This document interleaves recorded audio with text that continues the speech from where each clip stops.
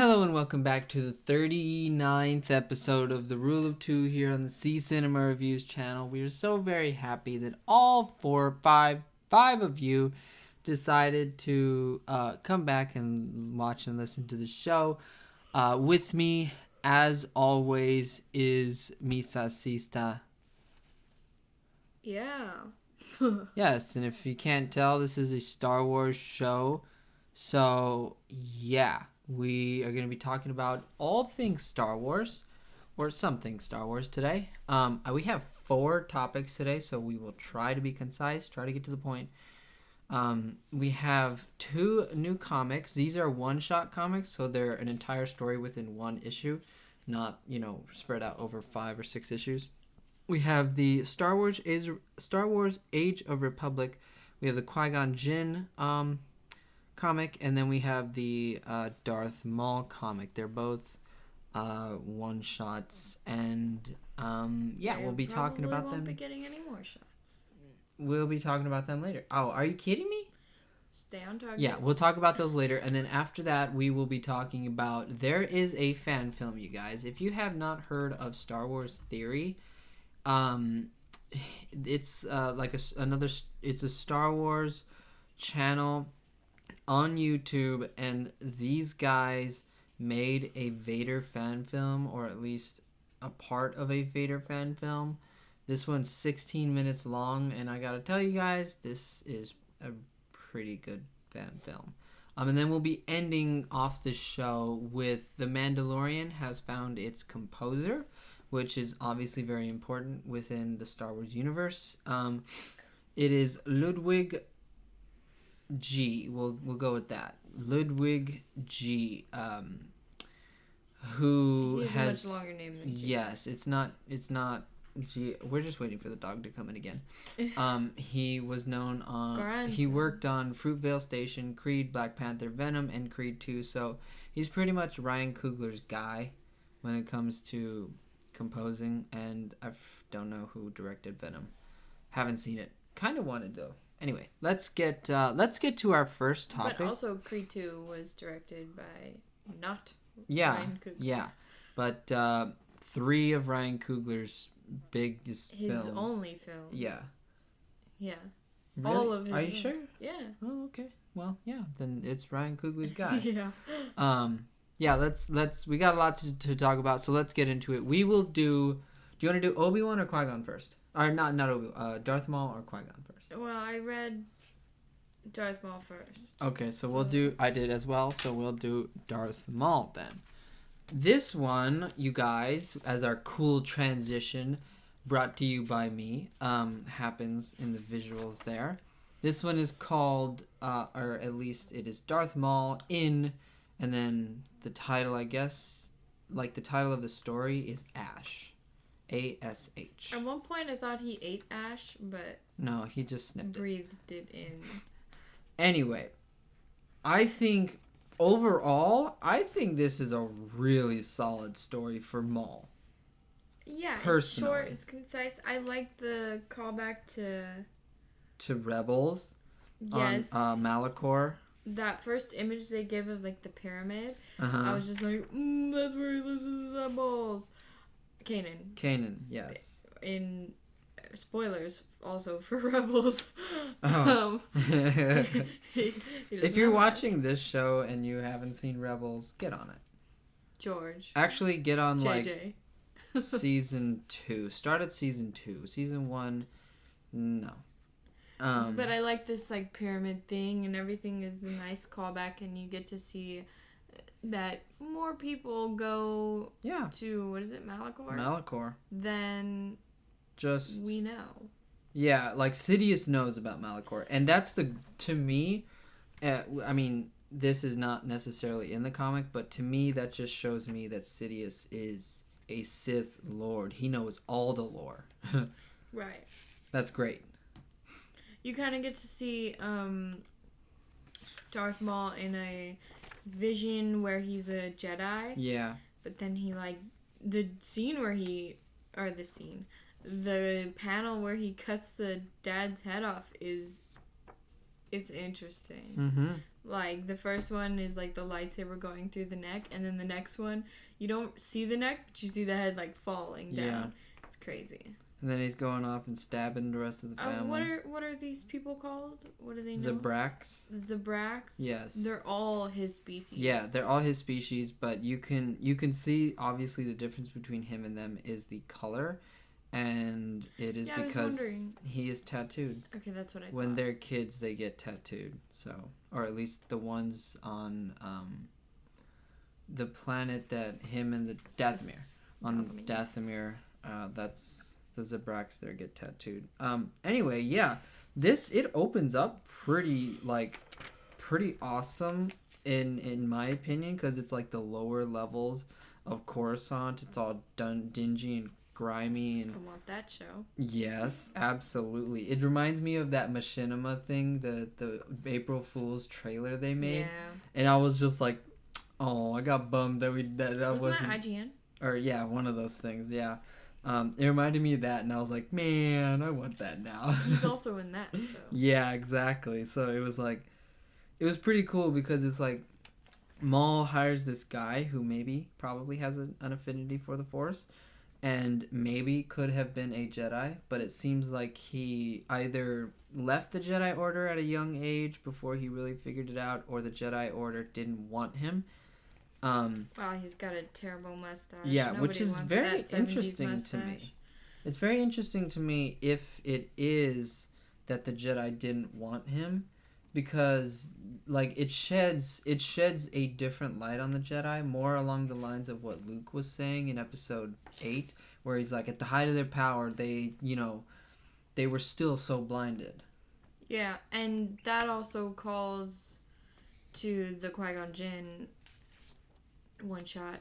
What I will say about this one, though, is the artwork is incredible. Yeah. Well, it's great. For Coruscant, too, it looks really pretty. Yeah. I don't care about Darth Sidious, so, like, whatever. His stuff, I don't care. Darth Maul, I like him, and this other guy, he was fine. What's his name? Let me find his name here. Just give me one. Go ahead, keep going. I don't know what his name is. But, Zek. I think, I mean, it was a fine enough story. Yeah. And I think there's definitely more that I'm interested in from Darth Maul, his time, like, before episode 1. Yes, his half-age. And yeah. I like at the end they give you kind of a read through of his history in the Star Wars universe. Yeah. And they call him like the comeback kid and all this funny stuff. Because he is definitely a fan favorite. Yeah, absolutely. That's why he keeps coming back. I mean, in comic, like, people just can't get enough of him. I thought that was nice in these one shots. They give you a brief run through of their history. Right. And then they're like, okay, have fun. Yeah, you know? So like if you didn't see all of Rebels or all of Clone Wars, you might learn something from this. Right. It's short and concise and you understand. Uh-huh. But overall, this was fine. If there's more, I'll be happy. Right, exactly. For me personally, this is like one of the better comic books I've read. Not just because it's a good story, but like they managed to fit a good story within one issue. Yeah. Complete with Maul doing Maul kind of stuff, and then Sidious doing his kind of stuff. We see some really cool panels of Maul when he's having the vision on Malachor of like a whole bunch of Jedi. He like sees the Jedi around him, and they have like the crossguard sabers. Yeah, that's pretty cool. Interesting. But one of the really interesting things is that the people on Malachor, the people who are dust, are Sith. Right. That's pretty awesome. Maul says that it was here on Malachor that he first saw the sins of the Jedi.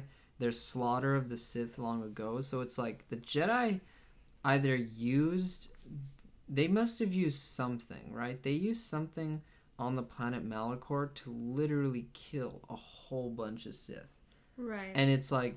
it wasn't like a Bane takedown. Like, right. they did it from It wasn't from within. It was the Jedi. It was the Jedi. And that's, to me, that's interesting, building up the lore of the Jedi. Because if you go into the legends, there's also a time where the Jedi, they did a similar thing where they purged not I think it's a planet of all of the Sith species. Like in the legends, there was the Sith as like the idea, their cult, and then there was a Sith species. Mm-hmm. And so in the legends, the Jedi like wiped them out.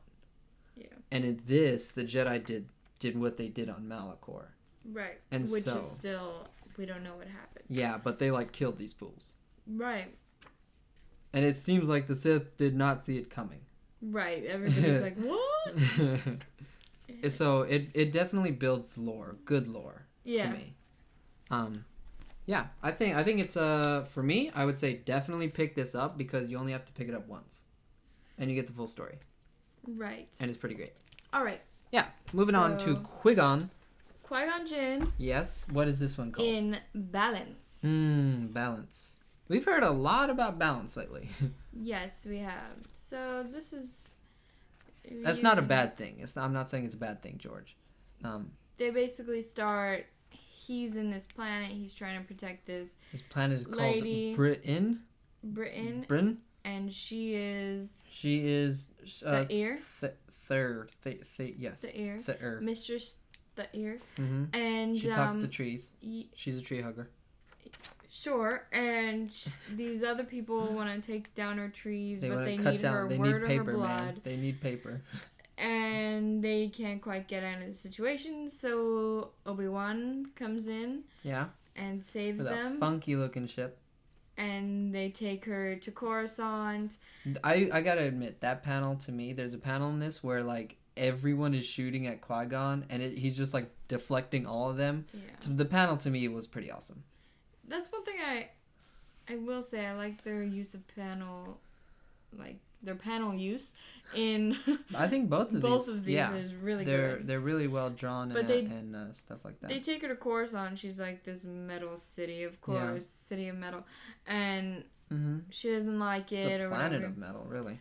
But she brings up some points that, like, the Jedi are supposed to be these great warriors, and Qui-Gon Jinn is like, maybe we shouldn't be. Right. And so he's going through a little bit of conflict, and he talks to Yoda. Helps. Of course, Yoda's got to talk to Qui-Gon. Right. Mm-hmm. And then he kind of takes a Yoda trip in... Yeah. In the Clone Wars. In the Clone Wars, Yoda takes a trip. He goes to that one... I forget what the planet is where he finds the wheels of the Force, or the... Yeah, something like that. I like the relationship the Jedi have. Once you get to a certain point in your career, you can kind of just go off when you need to. Yeah. They're not like really bound to one thing. Even though he did bring Mistress Tha'ir to Coruscant, he just kind of leaves her there, probably with Obi-Wan. You're right. I'm like consistently surprised, like, every time, it doesn't matter what kind of comic I'm reading, Marvel, DC, Star Wars, whenever they bring in, like, big characters like Yoda or Palpatine, I'm always like, what? They brought him in. But I'm thinking in terms of, like, movies or shows, like, they don't have the money. Oh, they're just writing. Right, exactly. And, like, drawing them. I'm always surprised, like, when Superman pops in. I'm like, what? They got Superman? And then it's like, oh, wait, hold on. Yeah, they just didn't cost much. So when Yoda came in, I was like, they're using Yoda. Didn't have to pay Frank Oz to do the voice. It's sort of in your head. But he goes to this planet that is full of life. And also the dark side. Yeah. But like the dark... I thought it was going to be... Mon-Cala? No. Try again. Naboo? No. I did think that for a second. Oh, in order to Camino? Like, no. I thought it was going to be... Which planet? The planet Yoda goes to. Which one? In 3. No, in 3. You mean at the end of 3? Or... Yeah, at the end of 3. Oh, Dagobah? Yeah. Oh, okay. No, it's but not. Then it wasn't. It's not. No. It's like... It's too bright. It's very bright, yes. The sun shines here. Right, they're like bubbles in the air. Oh, wait, there's probably moons. Yes, they're like moons. Everybody's gotta have 2 moons. And then there's a dark side. And it almost looks like a dark side temple. Mm-hmm. With like a throne and everything. Right. And then it's funny to me that Qui-Gon literally sits on the throne of the dark side temple to meditate. Yeah. And this meditation, the way they draw like what he looks like and how it is in the meditation, it's pretty cool to me. They keep on dialogue for a couple pages, which I like. Yeah, it's visual storytelling. You see him like killing Jedi and stuff, and it's... Well, like, these creatures, while he's meditating, these creatures just kind of come and attack him. Mm-hmm. And they're all, like, red carnage-looking creatures. And they attack him, and so he defends himself. But then when he takes them all out, like, the red, like, carnage stuff, I don't know how to say it, the red symbiote, it, like, comes off of them. And then he sees that they're other Jedi. And then the red stuff starts getting on him, and it's like, what's going on here? He's going to become one of those. Exactly. To me, it was similar to the Darth Maul in that, like, he becomes a Jedi. In this, Qui-Gon Jinn kind of becomes a Sith, and he's villain, killing. Yes. So, but he pops out of the vision or whatever, and then he's like, "Okay, I'm done here." it's very interesting to me how they almost mirrored, because these two characters are forever intertwined with each other's fates. Correct. So that's pretty awesome to me. How, yes, they probably totally planned that. But at the same time, it's just the stories in themselves don't suffer because they're trying to make them match, you know? Right. And I think they're both really good stories, but like this one to me, if you pick up both of these comics, it will show you the difference between the light side and the dark side. Right. And their stories. The stories of a light side user or someone who is good in this universe is way different than the story of someone who is using the dark side. And but at the same time, you can see similarities between the two. Mm-hmm. Because the light and the dark are forever connected. Yeah. I would say you don't need to pick this up because it's kind of nothing. Yeah, like... But if you just want some more of Qui-Gon Jinn, I can totally understand that. Yeah. Yoda pops in at the very end. I feel like his job is just to walk around and talk to people. That's right. He's like 900 years old and he's still got great knees and hips. He just like sort of feels who's a little bit, conflicted, and then he goes and talks to them, and then he leaves, and then he comes back and he's like, so, you better now? Well, you gotta also remember that this was in a time before any wars. Mm-hmm. This was in a time before they knew the Sith were back, so they were probably just kind of chilling, worrying about tree huggers and... Right. Yeah, it's very interesting to think about this not being during the Clone Wars or during one of the episode times or in between the episode 1, 2, and 3 and episode 3, 4 are 4, 5, and 6, or even between 4, 5, and 6 and 7. This is in a time that we really haven't explored much before. Right. For both of the Sith and the Jedi. Yeah. I love this panel where Yoda's sitting there and his feet are just kind of like dangling. Yeah, I think it's so cute. He has to jump up onto the bench. But it's interesting how they're both spending their time, and you never see Palpatine in his like Palpatine Naboo garb. You always see him in his Sith stuff. He's in his Sith. Yeah. But it's interesting how they all spend their time in. They both Maul and Qui-Gon have their mentor teaching them. Yes. It's pretty great. Me personally, I would say pick up Maul for sure. But Qui-Gon is really good too. $5 extra to get Qui-Gon. Yeah, if you wanna keep it complete, I would say Qui-Gon's not a bad read either. Sure. But that's our thoughts on those. We would love to hear your guys' thoughts on these two comic books, so definitely tell us in the comment section down below. Let's move on to the thing that potentially got me the most excited this week about Star Wars. Nearly broke her eardrum. This is the Vader fan film from Star Wars Theory. It is It is officially titled Vader Episode 1, Shards of the Past, a Star Wars Theory fan film, and it's free for everyone to watch on YouTube because, can't be using Star Wars to make money, right? Right. So, and like... I can't believe there's only like 1 million views. Oh, they're almost at 2. Yeah, they're almost at 2. But seriously... honestly, very confused for the beginning of this. Yeah. And then it's like a dream within a dream. Yes. And you're just like, oh, spoilers. Yeah, we are definitely getting into spoilers for this. So if you haven't seen it, I would say watch it. It's only 15 minutes, before the credits. So you're like, if you got, everybody has 15 minutes they can spare if they enjoy Star Wars and want to see a good fan film. And this is it's a good fan film. It's a good fan film. I've watched a lot of fan films and some of them aren't so great. This one is pretty good. Special effects are not perfect, but they are really good. Much better than some other things. They definitely put a lot of time, a lot of money, a lot of effort, and I do think they put a lot of passion into this. Sure. At the beginning, it's very confusing. He's talking to somebody and he's fighting against clones, which I was like, clones? What? He's choking somebody out, and you don't get to see who's choking out for a while. Right.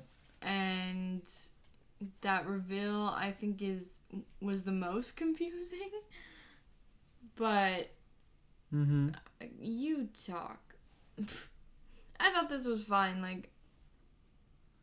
I don't think it's going to change anything in Star Wars. Oh, no, it's definitely not, but at the same time, when you cut back all your fandom, all your nerdiness, Star Wars is entertainment. Mm-hmm. And if it's made by Lucasfilm officially, then great. If it's made by one of us, a fan, that's really awesome, Yeah. For me, and the fact that they did this and that it looks pretty great at some, it looks pretty awesome at some points. Talk about the part where you screamed really loudly. This part? You were watching right now, yes. Yes. So, the part that got me really excited was when a few clones have the heavy repeating minigun looking weapons, and Darth Vader loses his lightsaber and just starts stopping all of the blaster Kylo bolts. Ren on steroids. It is. It doesn't look as pretty as Kylo Ren's did in the movie, but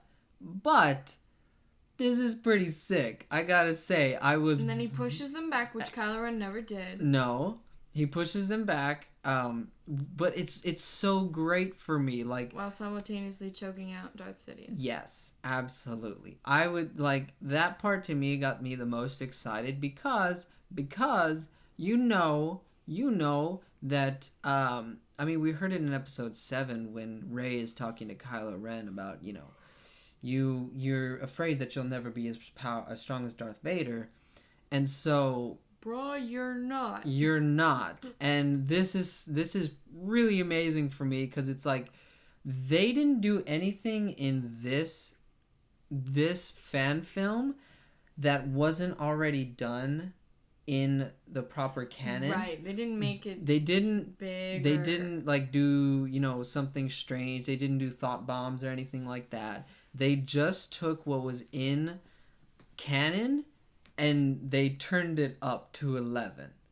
Right. Which is amazing to me. I love a spinning lightsaber. Uh-huh. Just throw your lightsaber. Yeah. And I don't think we've ever seen that in a movie. Yeah. Have we? We've seen, yes. When? Who? Vader actually throws his lightsaber at Luke in episode 6. Okay. When Luke jumps up, he throws his lightsaber at him. Okay. I don't remember that. But yeah. I don't know. We've seen it. We've seen it in that. We haven't seen it in the new Star Wars. That's what I would like to see because special effects gets better and all this stuff. But what I will say about this is Darth Sidious is just watching it right now. Dude's a creeper and he's strong as anything. he like breaks his legs back into like. Oh no! This was the vision. Well, I know, but this is Vader's like fantasy. And in Vader's fantasy, he's like, I'll break his legs, and then he will break them back. Right, but oh yeah, like you don't get to be a Sith Lord without getting, you know. I wouldn't. But he gets choked out like 3 times in this, like, consistently. Like, I would have been dead, like, after the first... Okay, just kill me now. Yeah. Like, I'll stop. Yeah, I understand that. But at the same time, he's a Sith Lord. Right. You know? Sith Lords they're not chumps. They don't go out like hobos. Mm-hmm. You know, they don't go out like General Veers, who just... Mm-hmm. We get little Anakin. And Padme. He's not bowl haircutted. Great. And then we get Padme. I felt something. For the first time in anything Star Wars related, I felt something for the relationship between Vader and Padme during this. First time in... Okay. We don't have the rights to that. Please stop. You know, I like when Vader is having this touching moment with Padme. When he's having the touching moment with Padme, I actually felt something for their relationship. Something I did not feel for 3 episodes. I think it was nice because none of Star Wars in the original trilogy is ever from Vader's perspective. Mm-hmm. And I like that this was from his perspective. Because you have to imagine that this guy went through so much to save her and then she's dead anyway. Like, he had to have had some feelings where he was like, man, this is not right, you know? Right. And, like, so everything in this is believable. And we even see it in the comics with Darth Vader when... I mean, he brings back a Sith Lord just so that he could try to see Padme. And bring her back. Ugh. Yes. They're also... Burnt Anakin. Like, they put money into this. Right. They backed up some dump trucks. Like, he's got, like, welts on his head. And, like, his eyebrows are, like, charred to the max. Yeah. I mean, but that's what happens when you get burnt. It looks painful. Like... Mm-hmm. It doesn't look good. It puts a whole... Like, that burning in episode 3, when you see that and then you look to Darth Vader, there puts... Like, I don't know, there's just a new layer of pain to this guy. Yes, and, like, constant pain. Right, and you can understand why he is fueled by it because it's it's always there. Right. The pain of, you know, it's just... Yes. Layers. I do think that it is a pretty good fan film. Yeah. They put a lot of money, they put a lot of effort, they put a lot of passion into it. And the writing is not horrible. You know? No, it's I feel not like bad. The only thing I didn't like, one of the things I didn't like was Sidious touched Vader too much. Like, I feel like their relationship isn't that touchy. Yeah. But you get to see a little bit of Naboo. A little bit, yes. It's pretty great. You get to see, like, 501st. And some of the 501st. You know, the voices they got were, for the most part, really good. Yeah, pretty good. Yeah. Like, they, you know... I have no doubt, and like some of the special effects are really solid too. I love the fact that they put in there that Vader still uses the same kind of ship as the jet as he did in the Clone Wars. Which you see in which you see Qui-Gon using, yes. That little Naboo's all stormy and yeah, you know. It's great, honestly. It's really fun. 15 minutes, man. I gotta give them the tip of the old hat. But yeah, let's move on. And I hope to see more. It was said episode 1, so hopefully we get an episode 2. I'll watch it. Let's move on to The Mandalorian has found its composer in Ludwig G. It's probably what Göransson. Yes, Ludwig G. He's worked on Fruitvale Station, Creed, Black Panther, Venom, and Creed 2. So, this guy has worked on stuff that I've seen. Yeah. Yes. I think I saw in an interview Ryan Coogler said he met this guy in college, I believe at USC. Of course, if I'm not mistaken. But yeah, so he kind of like gathered his team from college. He was just like, you and me, we're gonna make it big. Right, and I haven't seen Fruitvale Station, but I've heard good things about it. Creed was solid. Creed, that first Creed movie, the one-shot fight. Was there a song? Was there like a proper artist song playing through that, or was it the score? For some reason, I'm remembering the score. If I'm wrong, please correct me in the comment section down below. But yeah, like... The thing about Creed was that I had never seen any of the Rocky films, and yet when that score kicked in, that main theme, like where it was, and basically all the music, I still felt... Nostalgia? Yeah. Oh, okay. Even though I had never seen any of the other ones. It was like, I just feel something. Yeah, I think I had a small sense of what that music was, but it was just very well placed and everything. Yes. Yeah. And what else is he doing? Oh, Black Panther. Black Panther. I also love There's a lot Panther. There's a lot of like there's a lot of artist songs and what I forget the artist who like made the playlist for the movie. But they do use a lot of like hip hop and artist songs. Right, but and that's great. But the other stuff is really solid too. Right, whenever the Dora Milaje... Yes. Whenever they start moving, the music like starts hyping up and you're just like, oh, something's gonna happen. Black Panther, when they didn't use like the licensed artist songs, this guy always made sure to feel like it felt like those songs where everything blended well. Yes, you got the whole like head nodding thing. You got the swag of the characters. You got that through the music as well, and especially the Dora Milaje. Especially them. M'Baku, when that dude came out, you felt like this dude was cool. This dude was a bad dude. You know? Yeah. Especially in like the waterfall scenes and stuff. That was great.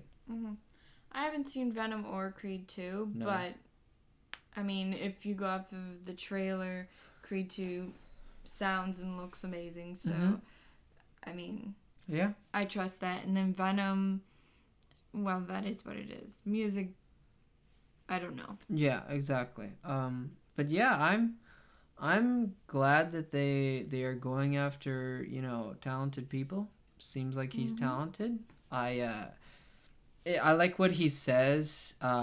He issued a statement.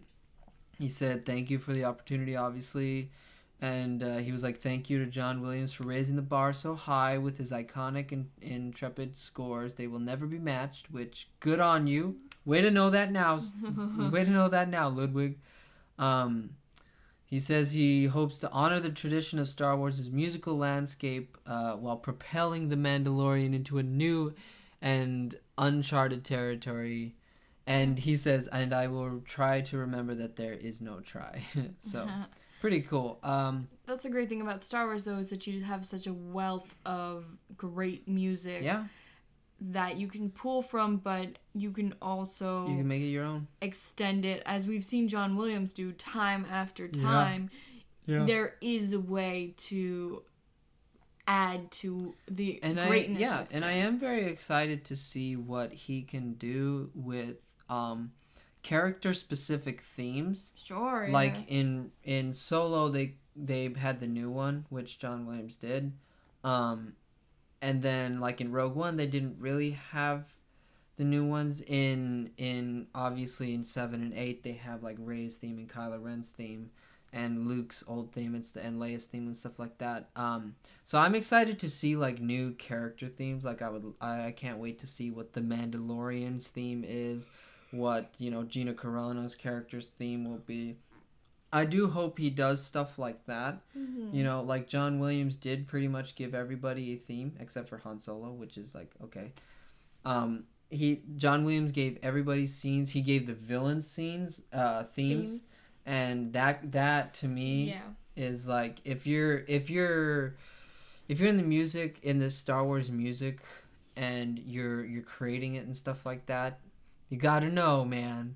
You gotta know that the Imperial March is pretty great, and you gotta make sure your audience always knows that it's the bad guys. Right. I think it's easy to sort of be lazy on this, but looking at his other stuff, I don't think he will be.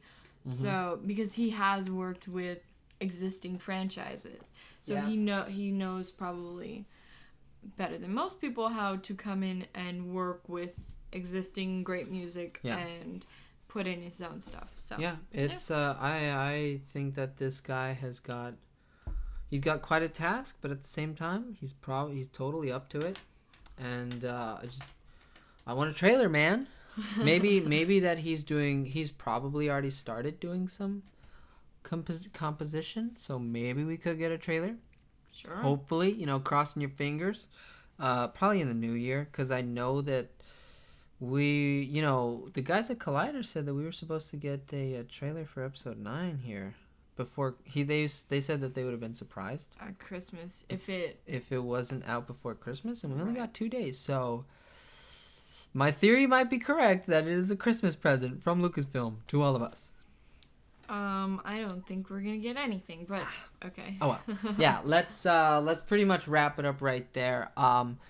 I would say the comics are really good. I would say the fan film is really good, and I am looking forward to seeing or hearing what Ludwig will do for the Mandalorian. The more I hear about the Mandalorian, the more I get excited about it. It seems like they're just making a lot of right decisions about that. But yeah, we thank you very much for watching and listening to this episode. Tell your friends, if you got friends who are Star Wars fans, go ahead. Tell your friends if you got friends. If you got friends who are Star Wars fans, definitely tell them about the show. And tell us what you think about any of the topics that we had today, and we would just like to have a discussion. And subscribe if you haven't already. Hit that thumbs up button because it helps us. I think so. Yeah. We hope you have a Merry Christmas and a Happy Holidays, and may the Force be with you always.